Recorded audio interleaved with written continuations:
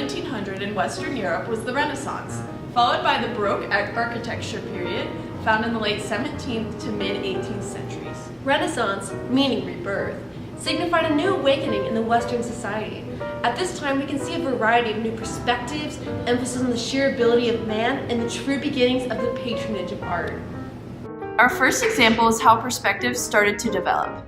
Linear perspective was invented in 1415 by Brunelleschi when he made an observation of a building, and then by using mirrors examines where his perspective lines were inaccurate. Shortly thereafter, in 1481 to 1483, Perugino painted Christ delivering the keys of the kingdom to St. Peter, a fresco with early one-point perspective. Though not completely accurate, it was a huge step towards depicting reality accurately. Michelangelo's statue of David, 1501, uses perspective as the slightly above life-size figure has larger head and hands to appear proportional to view.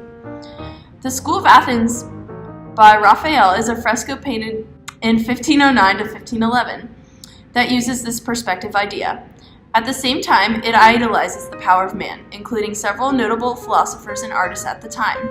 In 1526, we show a painting by Lucas Cranach the Elder that shows a Renaissance-style Adam and Eve. There is a symbolism of many animals, especially the snake and the forbidden fruit, of course. As we begin to discuss gender interpretations, we see that blame is put on Eve, that women have been associated with sinning, sexuality, and temptation throughout history. 1567, Peter Bruegel the Elder painted The Peasant Wedding, depicting a comical and festive image. Low-class people, farmers of livestock or grain, landowners in the corner, people getting drunk, what everyday life was like, and how painters advanced so far to depict reality. Meanwhile, across the world, we have the 1434 Emerald Buddha in Thailand that sits 13 inches wide and 29 inches high. In Europe during the Renaissance, emphasis was placed on artistic advancements and human discovery as the medieval rule of the church was starting to be rejected. However, in other parts of the world, religion was still a crucial component of art. Okay. Now, kids, we move into the post-Renaissance era and smaller art movements that emerged in the 16th to 18th centuries. We chose a variety of pieces to represent several themes that were emerging at the time. Following the Renaissance, we see a decrease in the emphasis of the power and purity of man. Instead, we see a conversation between death, violence, war, gender roles, and more. Our first example is the Danse MacBride, or the Dance of Death, fresco from 1490 by Genese Yves Castava. This imagery, though lacking perspective and seemingly flat, reminds us that we are all mortals, even those who are of the highest power, like the Pope and other religious or political leaders. La Transi de René de Chalon by Leger Richer is a gruesome statue of a skeleton with ripping tissue and an actual dried-out heart in the hand. This art piece is significant for it stems upon the idealization from the Renaissance. The power stands in the idealistic human proportions.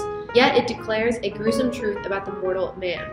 Peter Bruegel the Elder painted The Triumph of Death in 1582, expressing complex and dimensional image of war and death, violence, burning, an almost combination of the triumph of death and the dance of death.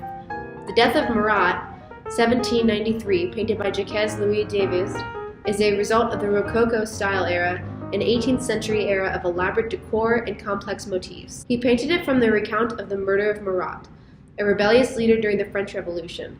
Although in the post-Renaissance era, the human form is still idealized. We also see artwork that conversates with still lifes and food.